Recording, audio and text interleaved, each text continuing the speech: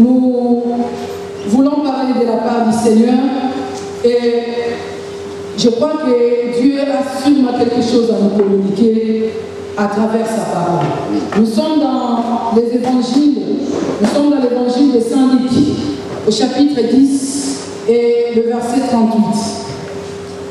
Nous lisons le verset 38 jusqu'au verset 42.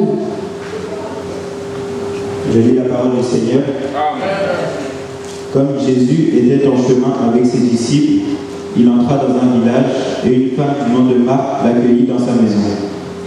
Elle avait une sœur appelée Marie qui s'assit aux pieds de Jésus et écoutait ce qu'il disait. Marthe était affairée aux nombreuses tâches du service. Elle survint et dit : « Seigneur, cela ne fait-il rien que ma sœur me laisse seule pour servir ?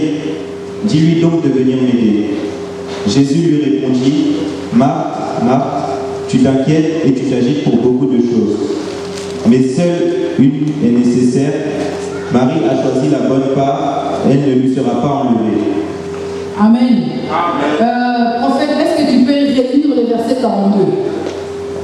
Mais une seule est nécessaire. Marie a choisi la bonne part, elle ne lui sera pas enlevée. Amen. Amen. Dans ma version, il est écrit une seule chose est nécessaire. Marie a choisi la bonne part qui ne lui sera point ôtée. Amen. Alléluia. Amen. Vous savez, je n'ai pas souvent l'habitude, ou je ne suis pas habituée à donner des thèmes à mon message. Parce que moi, j'aime que quand il y a un message qui est donné, que toi, tu le nommes par rapport à ta compréhension. Ce que tu auras compris, ce que tu auras retenu de ces messages, que ce soit un thème que tu pourras donner pour que tu ne l'oublies pas.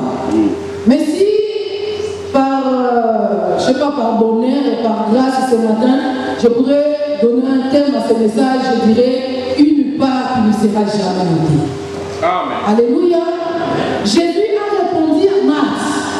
Marie a choisi une bonne part et cette part que Marie a choisie, cela ne lui sera jamais ôté. Alléluia.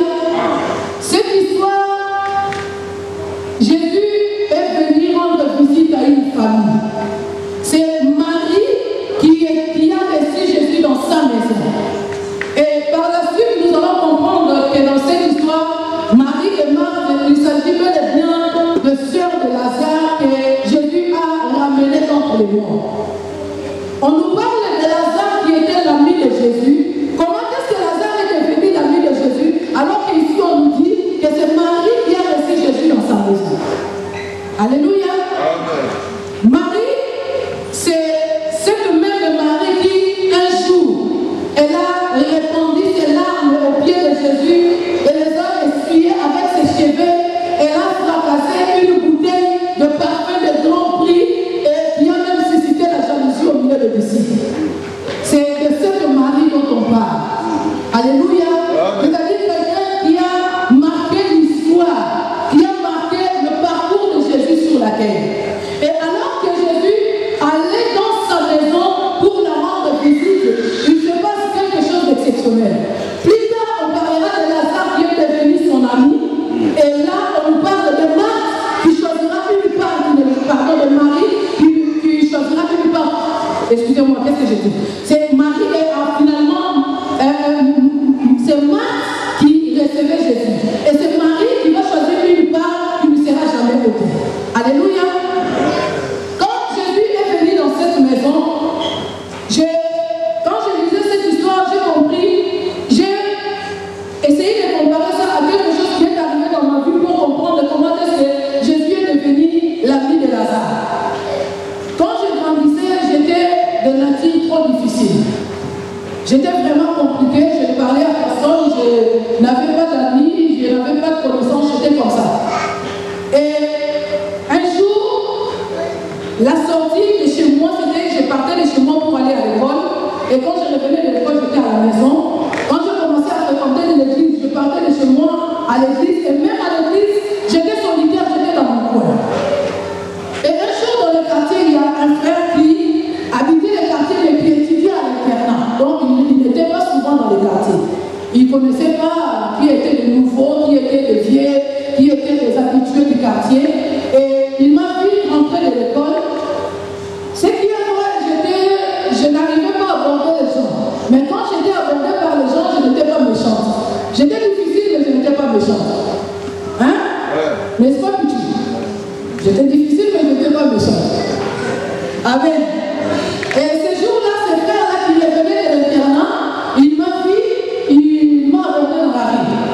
Bonjour ma soeur, je suis avec vous. Bonjour, comment vous allez? On a parlé 2-3 minutes.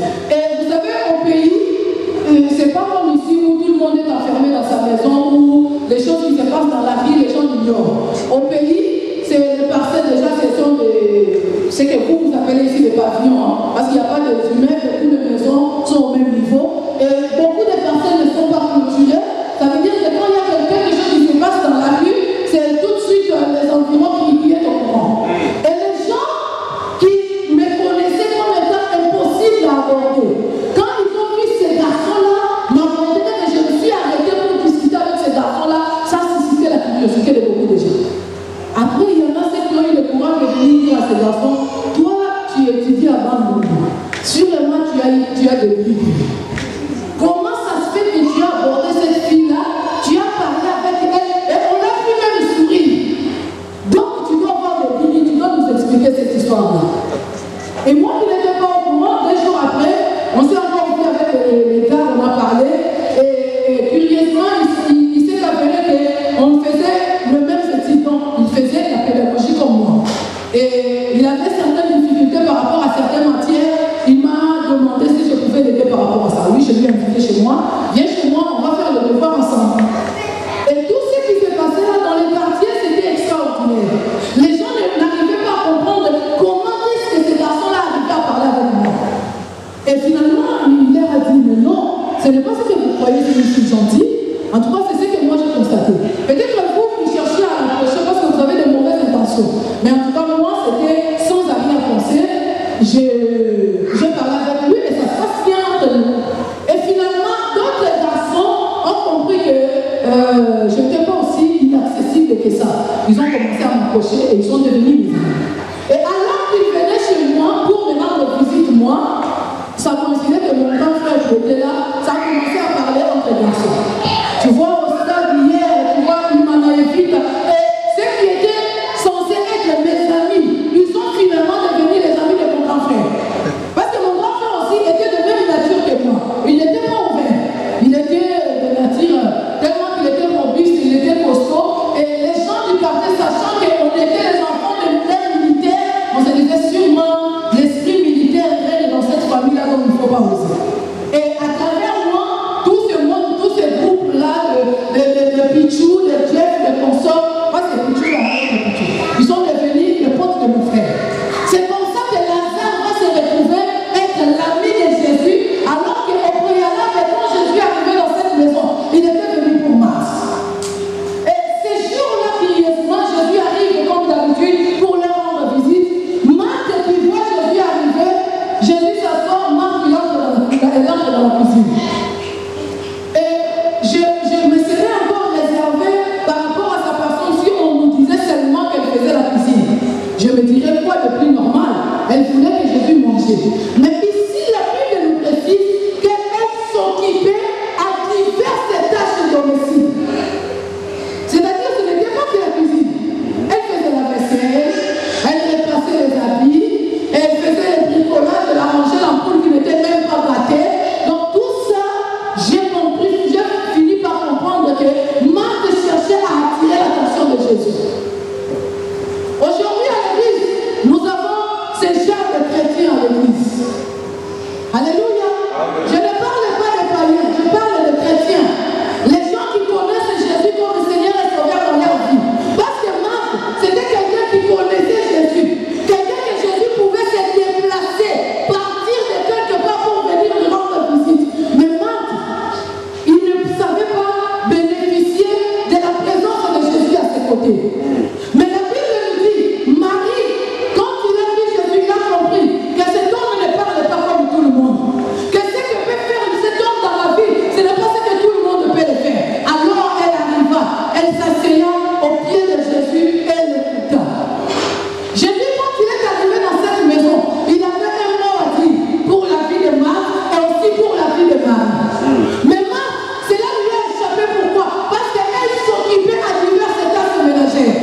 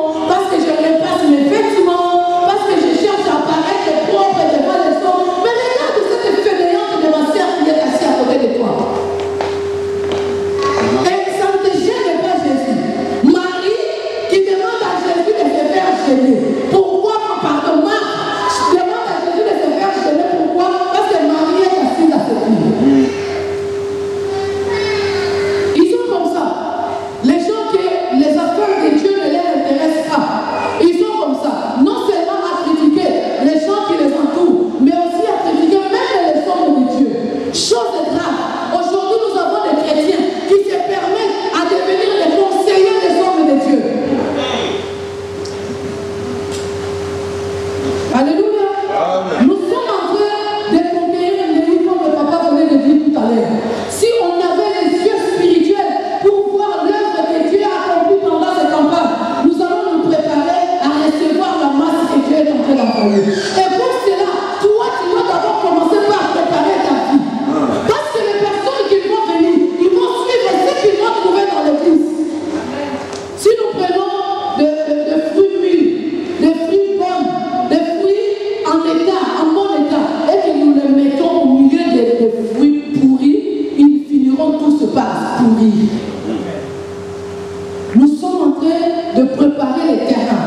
Nous sommes en train de préparer l'église pour recevoir les gens qui sont en train d'arriver.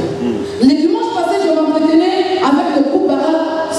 J'ai été réjoui par quelque chose qu'a dit la sœur Kétia. Je suis arrivée dans le groupe, ils m'ont très bien accueilli. Je me suis tout de suite sentie à l'aise. Mais maintenant, moi, je veux que toi, tu fasses que tu t'éprouves toi-même. Est-ce que si aujourd'hui, 5 personnes, 5 nouveaux venir arriver à l'église, et tu te prends de toi comme exemple, tu crois que ces gens-là resteront à l'église? Pose-toi la question.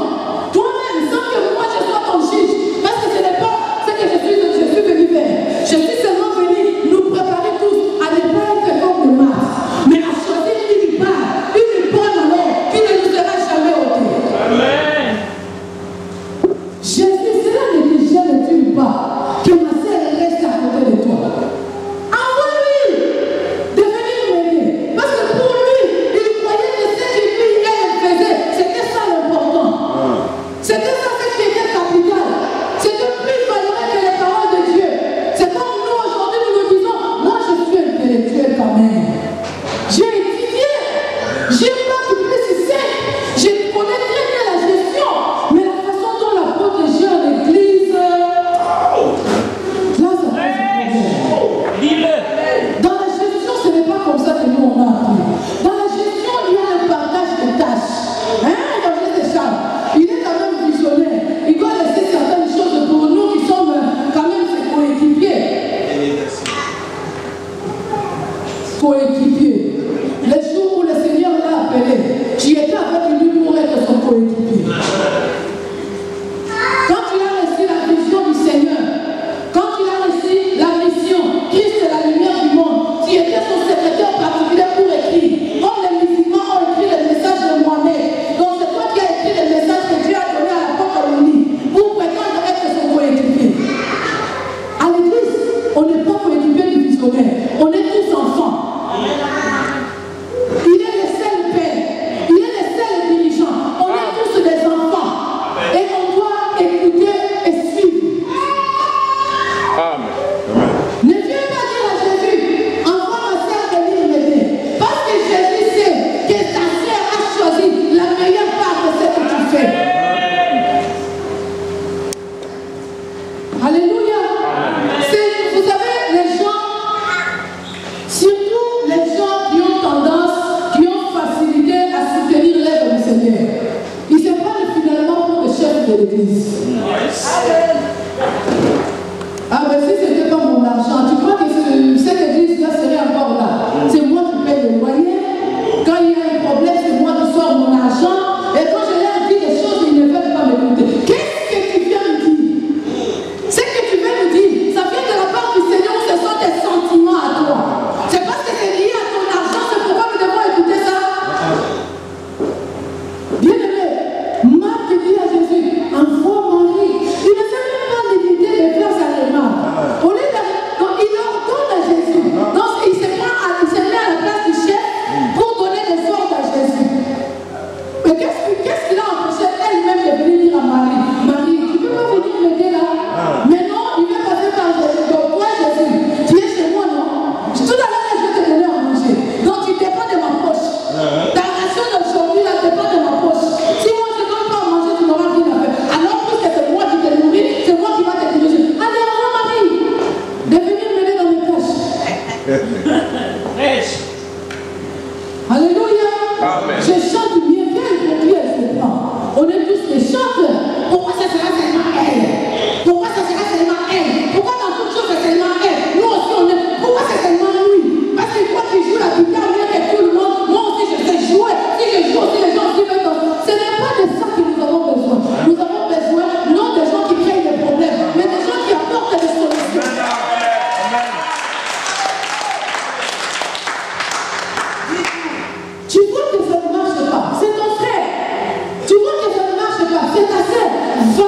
parler.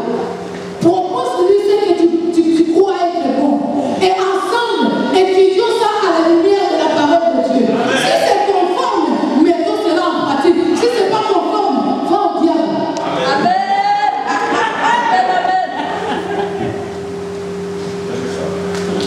Alléluia. Marie a choisi une bonne part. Et cette part ne le sera jamais oubliée. Je vais te donner un conseil ce matin. Choisis les camps de Jésus. Choisis d'observer la parole de Dieu. Choisis de rester au bas de la croix, au bas de pied de Jésus, là où il y a la vraie instruction. Cette instruction-là qui te mènera à la victoire. Arrête d'écouter les gens. Parce qu'à ce moment-là, si Marie aussi s'était dit, bon, comme je vis quand même chez Marc, tel qu'elle a dit là, je la connais. Comme elle ne sait même pas, je lui ai dit de parler à Jésus comme ça. Alors quand Jésus ne sera pas là, quelle sera mon sort? Laisse-moi fuir tout doucement, me glisser dans la cuisine et aller rester à soutenir. Mais Marie, elle est restée au pied de Jésus, à écouter ce que Jésus disait. Et Jésus dira, Marthe, Jésus l'a appelé 2 fois, avec insistance, pour l'interpeller de sortir dans les futilités, pour l'interpeller de sortir dans ce qui ne rend pas gloire au nom de Dieu. Bien-aimé, arrête de créer des problèmes là où il n'y a pas de problème. Arrête de voir les démons là où il n'y a pas de démons. Arrête de voir les sorciers là où il n'y a pas de sorciers. Examine-toi d'abord toi-même. La paille qui est dans ton nez, tu n'arrives pas encore à l'enlever. Tout ce que tu sais faire, c'est enlever le poutre dans l'un et l'autre. Examine-toi d'abord toi-même. Sois-en sûr que la part que tu as, ton apport par rapport à l'église, dans l'équipe que tu évolues, dans le milieu de protocole, ton apport est important pour faire avancer l'œuvre, avant de commencer à critiquer les autres protocoles. Assure-toi d'abord que dans l'intercession, j'ai pris comme il faut, avant de commencer à critiquer l'intercession. Vous savez pourquoi ces jours-ci, il n'y a pas beaucoup de monde à l'église? Parce que les intercesseurs ne prient pas. C'est ça. C'est ça, hein? Voilà, regardez les filles à l'église, parce que les intercesseurs ne prient pas. Ils sont où même les intercesseurs? On ne les voit même pas. Mais avant de commencer à critiquer les intercesseurs qui ne prient pas, ta part de responsabilité, elle est où? Qu'est-ce que toi tu as fait pour pallier au manque des intercesseurs? Alléluia. Vous savez, Dieu ne travaille pas dans la politique de chef de fille. S'il n'y a pas les intercesseurs, admettons, et sont là les intercesseurs, je donne une exemple. S'il n'y a pas les intercesseurs et que l'intercession faillit, Dieu se servira de ta prière à toi pour ouvrir les vies des intercesseurs. Mais parce que tu ne vois pas les intercesseurs et que tu ne pries pas, tu te mets à inspecter. Ils sont où? Ils font quoi? Qu'est-ce qui va se passer? Et finalement, tu viens pour critiquer. Voilà là où il y a le problème. Inspecteur de la douane. Colombo. Nous n'avons pas besoin des inspecteurs à l'église. Nous avons un seul inspecteur qui est le Saint-Esprit. Toi, accomplis ta part.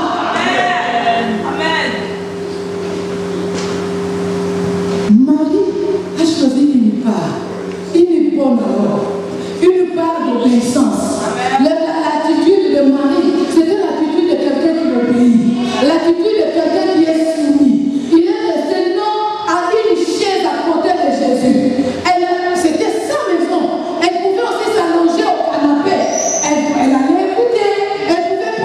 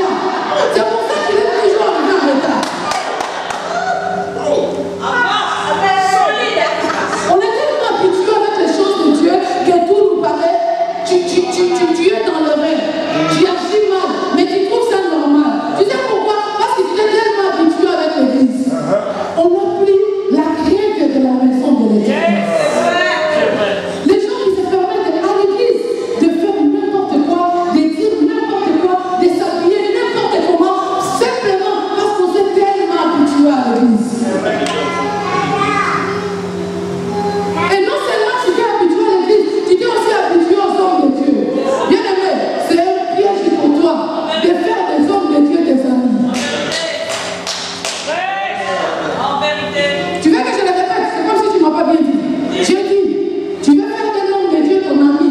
C'est un piège pour toi. Moi, j'ai même peur. Même les femmes de serviteurs de Dieu. J'ai parfois peur pour eux. Hein, maman? J'ai parfois peur de toi. Mais puisque je te connais, non, je suis passionnée. Alléluia. Même les femmes de serviteurs de Dieu, même les enfants de serviteurs de Dieu, faites attention. Il est ton père, mais c'est un serviteur de Dieu. Traite-lui à tant que père. On fait bien parce que c'est ton père. Mais au-delà d'être ton père, c'est un serviteur de Dieu. Amen. Tu ne peux pas t'habituer à lui. Tout ce qui sort de sa bouche, c'est un signe de l'Éternel.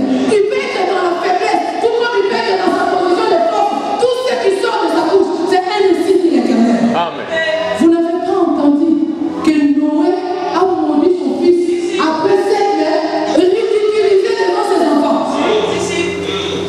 C'est lui qui a péché. Il s'est enivré, il s'est déshabillé et il est resté lui dans la maison. Son fils qui arrive dit, papa, viens voir. J'ai vu l'apôtre Willy. Je l'ai vu, il sortait de l'hôtel avec une histoire de... C'est qui est ici.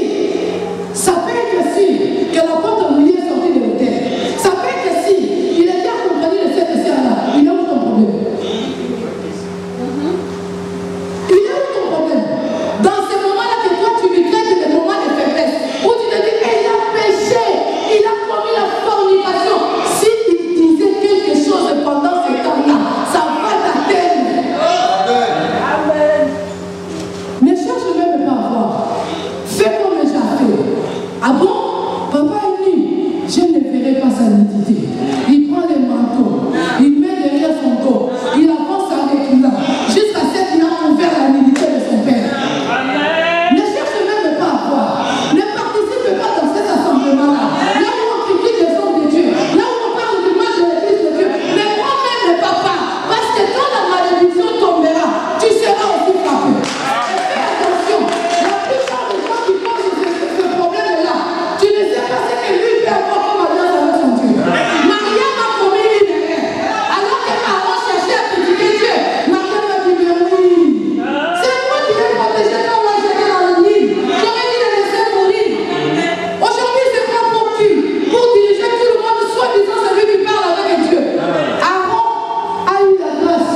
Quand Dieu a appelé Moïse, il a dit à Moïse, je ferai de Aaron ton prophète. Voilà la grâce qui a protégé Aaron. La personne qui crée des troubles là, tu ne sais pas quelle grâce il couvre. N'entre pas dans son chef. Ne t'associe pas avec lui. Parce que quand la lèpre est venue, c'est Mariam qui a été frappée. Amen. Vous savez qui a commencé? C'est Aaron. Mais quand la lèpre est venue, c'est Mariam qui a été frappée. Aaron a eu la grâce d'être protégé par L'alliance. Bien-aimé, fais attention aux alliances que les hommes de Dieu ont fait avec leur Dieu. Fais attention, tu n'étais pas là. Tu ne sais pas ce que Dieu a dit. Tu ne sais pas ce que lui il a accepté de sacrifier et de ne pas sacrifier pour son Dieu. Tu ne sais pas. Tu ne sais pas. Ce que toi tu traites comme faiblesse dans sa vie, c'est ce que Dieu a agréé dans sa vie. Et quand toi tu traites cela de faiblesse, c'est que tu accuses Dieu d'être naïf.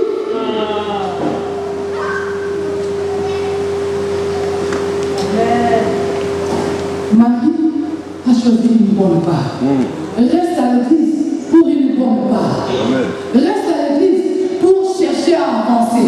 Reste à l'église pour croître avec le Seigneur. Pour te préparer à l'avènement du Seigneur. Parce que le jour où la trompette sonnera, cela ne dépendra pas de la chaise où tu t'as téléchargé. Alléluia. Moi j'ai ma place à l'église. Si je ne suis pas là, tout le monde sait que je ne suis pas là parce que j'ai ma place à l'église. Le jour où la trompette sonnera, ta place ne te protégera pas. Le jour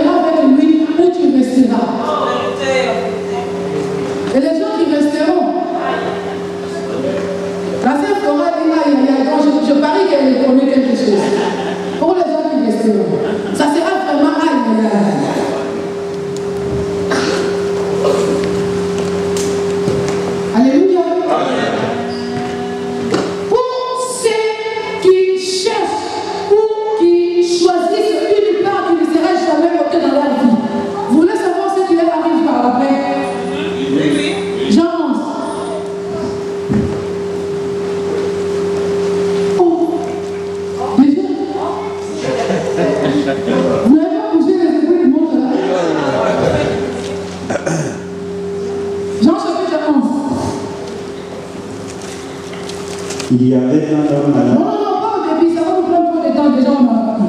Attends.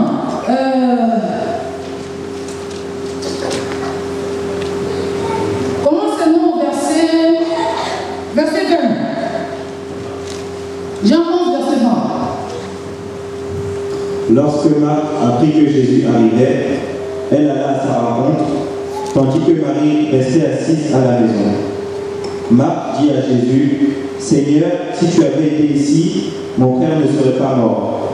Cependant, même maintenant, je sais que tout ce que tu demanderas à Dieu, Dieu te l'accordera. » Jésus lui dit, « Ton frère ressuscitera. » Je sais, lui répondit Marthe, qu'il ressuscitera lors de la résurrection le dernier jour.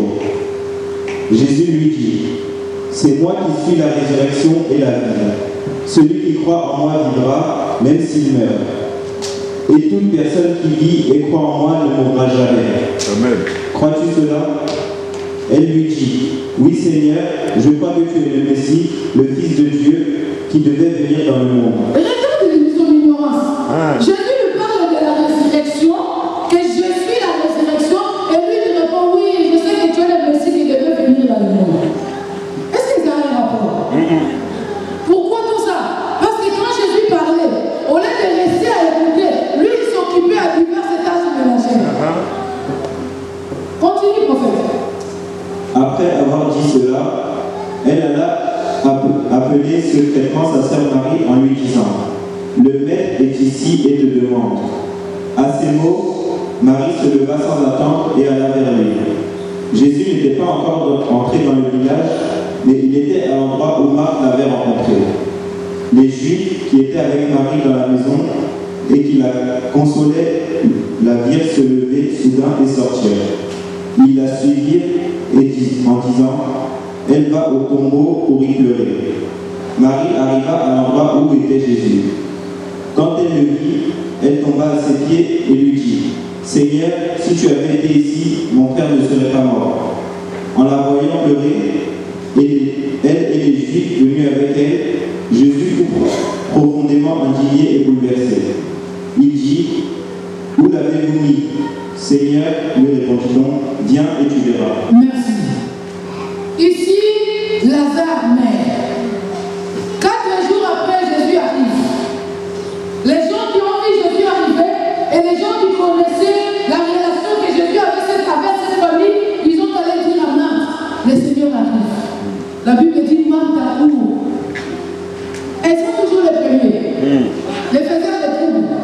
Les gens qui cherchent des problèmes, elles sont toujours les premiers. C'est elle qui est accourue en premier. Jésus, tu ne sais pas ce qui s'est passé ici. Si tu étais là, mon frère Lazare n'allait pas mourir. Jésus lui dit, écoute, mais je suis là. Et non seulement je suis là, mais je suis la résurrection. Je ne suis pas seulement la résurrection, mais je suis la vie. Parce que quelqu'un peut ressusciter et mourir tout de suite après. Mais moi, quand je ressuscite quelqu'un, la personne est vie. Parce que je suis la résurrection et je suis la vie. Est-ce que tu crois à cela? Jésus lui parle par rapport à la résurrection. Elle répond, oui, Seigneur, je sais que tu es le Fils de Dieu. Parce que le jour où Jean-Baptiste avait parlé à propos de toi, j'avais comme si écouté des choses comme ça. Jésus dit, avec lui là, c'est pas la peine, laisse tomber. Il poursuit son chemin. Quand elle est retournée à la maison, elle est allée après Marie. Marie, le Seigneur arrive. La Bible dit, quand Marie arrive, la première des choses que Marie fait, en voyant Jésus, elle tomba à ses pieds. Amen. Le même parole qu'avait dit Marthe, c'est le même parole qu'avait dit Marie. Donc ils ont tous les deux fait la même prière. Seigneur, si tu avais été ici, mon frère Lazare ne serait pas mort. Elle s'est mise à pleurer. La Bible dit, Jésus, la voyant pleurer, il fit ému dans son cœur. Et tout à coup il demanda, où l'avez-vous mis? Alors personne ne m'a compris. Si. Non, personne ne m'a compris. Si. Marthe qui arrive, il fait la même requête. Nous sommes en retraite. Nous allons prier pendant 7 jours. Seigneur, délivre-nous. Seigneur, guéris-nous. Seigneur, guéris-nous. Nous tous, nous avons fait la même prière. La même personne qui nous dirigeait dans cette prière-là, c'était l'évangéliste Charles. Nous avons tous prié. Nous avons pleuré. Nous nous sommes allongés par terre. Mais à la fin de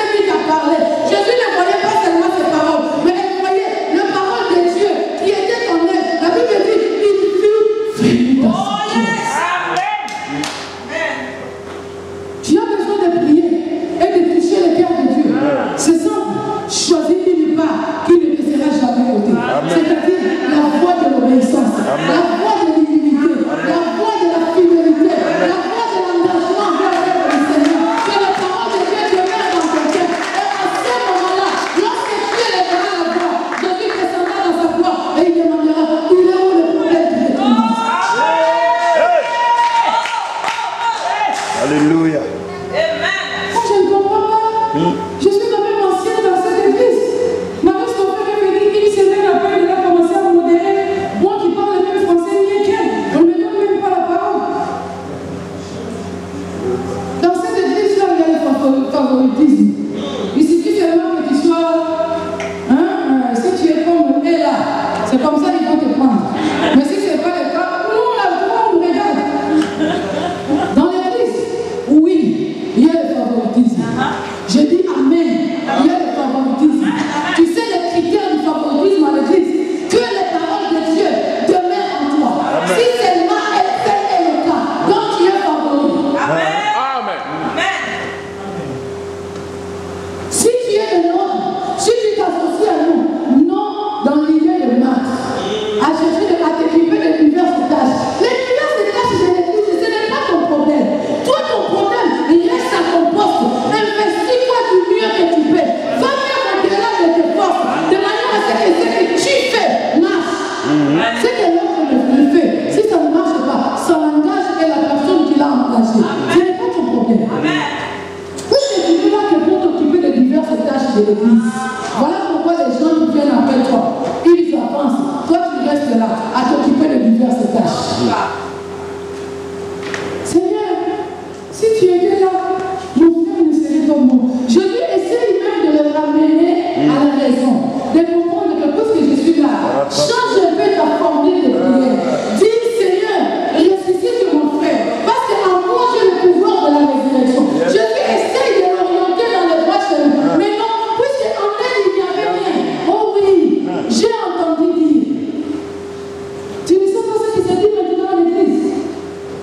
C'est tout ce que ces gens-là savent faire. Voilà pourquoi vos prières. Oui.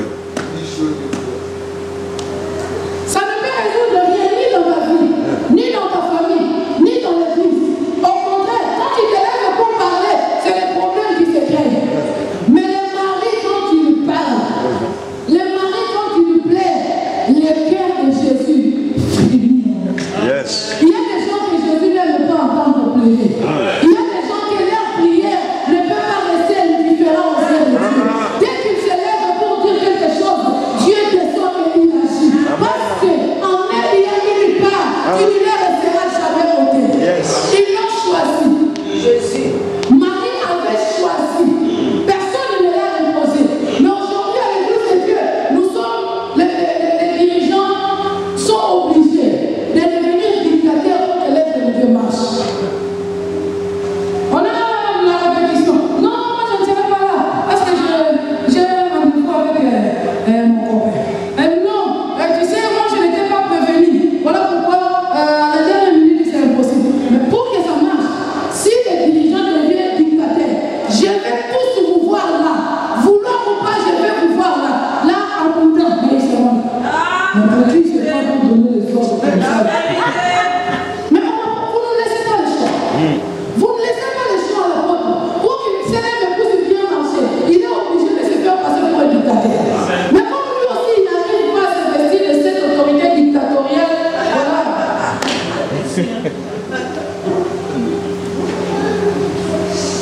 On a payé, il nous sert de payer par mois. Et parfois même, ça ne se passe même pas. Parce qu'il y a une contre-temps, ça a été annulé. Mais pour que les gens soient là, non, tu sais, je travaille samedi, donc je ne vais pas. Le vendredi, moi, je travaille jusqu'à 22h. Et je travaille loin. Donc, je suis là, arrivé chez moi, mais je ne peux pas. Pour une fois par mois, où tu vas sacrifier ta nuit pour le Seigneur, tu as des raisons. Mais si jamais les portes devenaient dictateurs, si tu ne viens pas à la veille, je ne te vois plus à l'église. Les gens vont venir. Papa, essaye de vous. Alléluia. Mais ce n'est pas ça la volonté de Dieu. Dieu lui-même qui nous a appelés, ce n'est pas un dictateur. Il a dit dans son amour, je mets devant toi des chemins. Il a la vie et la mort. Mais je te conseille de choisir la vie afin que tu vives. Lui-même, il n'est pas dictateur. Voilà pourquoi les hommes qu'il a choisis, ils ne peuvent pas non plus être des dictateurs. Ils sont en train de t'aider, de t'orienter, à marcher dans le droit chemin, à comprendre et à choisir une part qui ne te sera jamais ôtée. Amen. Afin que lorsque tu élèveras la voix pour prier, que Dieu t'entende de de Dieu. Amen. Aujourd'hui, c'est la faute des hommes de Dieu. Ils n'ont plus l'onction. Ils ont sûrement péché. Ils n'ont pas la grâce de Dieu.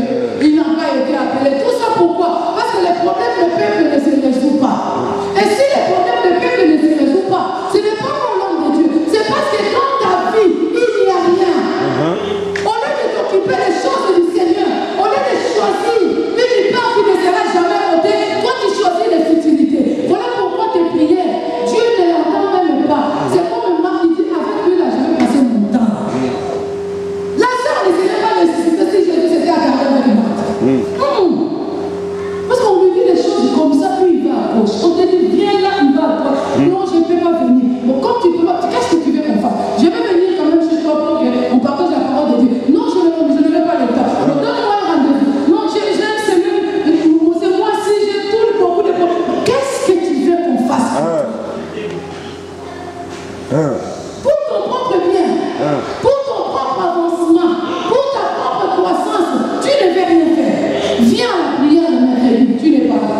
Viens à la veillée, tu n'es pas là. Bon, il y a l'enseignement, tu n'es pas là. Bon, permets-moi quand même de venir chez toi pour partager avec toi. Non, je n'ai pas le temps. Bon, finalement, c'est pas ton problème. Et après, ça sera la faute de l'église.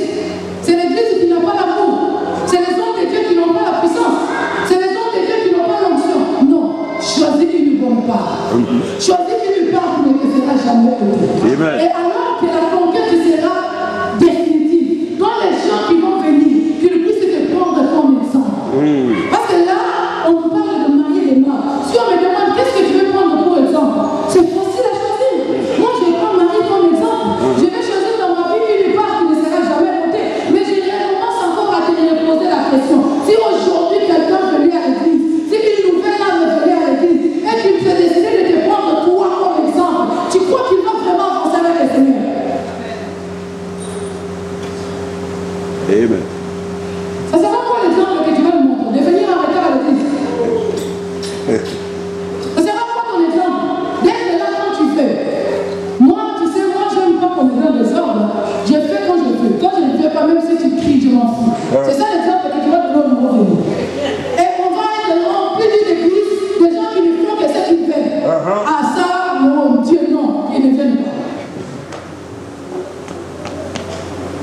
Fraîche. Alléluia. Et si Dieu retient encore ces gens-là, de ne pas venir, c'est à cause de toi. Parce que toi, tu ne t'es pas encore décidé à choisir une bonne part. Et Dieu ne peut pas garder ces gens-là. Peut-être qu'il n'a pas Christ, mais là, il est moral. Mais quand tu vas venir te prendre comme exemple, tu vas même souiller sa morale. Que tu es là. Révèle que tu es là. Que quelqu'un vient de te prendre comme exemple. Mais tu vas garder même comme sa morale. Il était respectueux, malgré qu'il n'avait pas Jésus dans sa vie. Mais il était respectueux. Mais à cause de toi, il va apprendre à bouler les gens. À cause de toi, il va commencer à se dire je vais aller quand je vais. De toute façon, il n'y a même pas de contrôle, il n'y a pas de police, il n'y a pas de rien. On ne paye même pas les choses.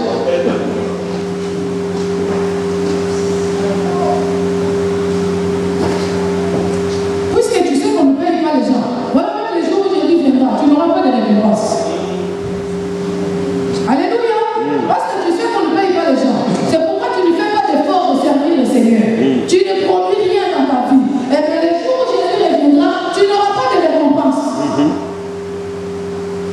Les récompenses que Jésus amènera, ça ne sera pas parce qu'on était membre de célèbres. Ça ne sera pas parce qu'on était les ceintures de l'apôtre unique. La Bible dit, il payera à chacun selon ses œuvres. Bien-aimés, soyons sérieux pour une minute envers nous-mêmes. Amen. Aujourd'hui, là, Jésus est revenu. Et on t'a demandé à toi-même d'évaluer tes œuvres et de te récompenser toi-même. Parce que face à Jésus, tu ne mentiras pas. Face à moi, tu me mens. Parce que bon. Mais face à Jésus, tu ne mentiras pas. Parce que ça sera ta conscience vis-à-vis du Seigneur de gloire. Évalue ton avenir toi-même et donne-toi une récompense. Mais ce n'est pas à cela que nous sommes appelés. Il a dit, je m'en vais vous préparer une place. Je